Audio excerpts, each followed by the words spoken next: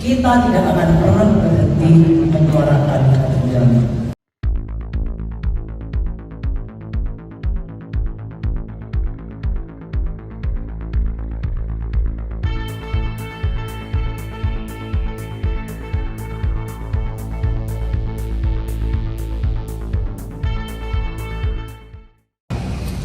Ketika rahim-rahim ibu bangsa sembelih,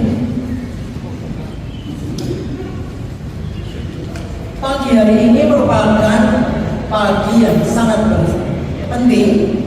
Selain tanggal 21 April adalah hari lahirnya Ibu Kartini, dan tadi Pak Heru sudah menyampaikan bahwa bendera adalah simbol hidupnya harapan, simbol hidupnya perjuangan, dan simbol hidupnya kita tidak akan pernah berhenti menyuarakan keadilan.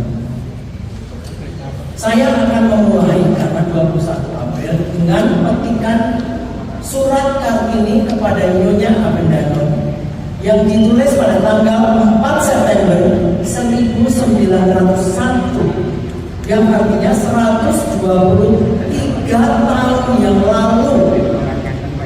Namun isinya masih sangat relevan dengan situasi nasional yang kita hadapi akhir-akhir ini.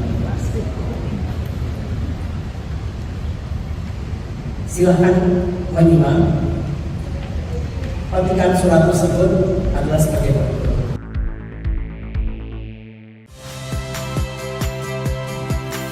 Saya Ihsan Sitorus. Saksikan program-program Kompas TV melalui siaran digital, pay TV, dan media streaming lainnya. Kompas TV, independen, terpercaya.